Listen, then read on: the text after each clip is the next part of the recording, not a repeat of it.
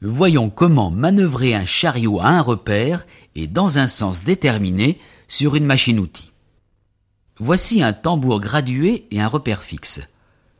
Les graduations permettront de positionner l'outil par rapport à la pièce. Le déplacement d'un chariot sur une machine-outil est effectué par un système vis-écrou. Mais qu'est-ce qu'un système vis-écrou? Regardez cette maquette. Dans un système vis-écrou, il y a du jeu. Suivant le sens de rotation de la vis, il est d'un côté du filet ou de l'autre.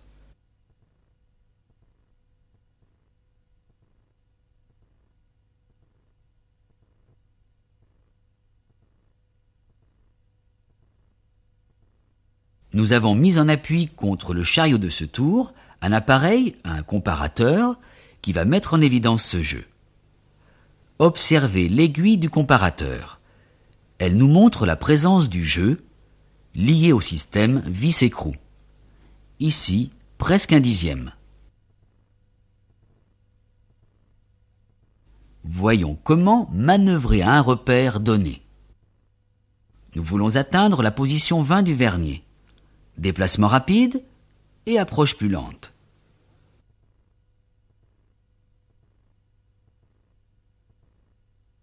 On aurait pu prendre une autre méthode. Observez.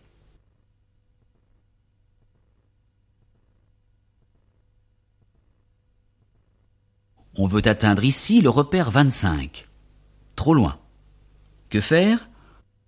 On revient nettement pour un nouvel essai. Pourquoi? Regardez.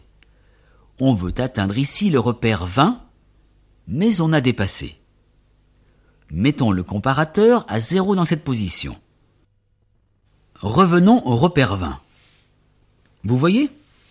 L'aiguille du comparateur n'a pas dévié, ce qui veut dire que le chariot, donc l'outil, n'ont pas bougé.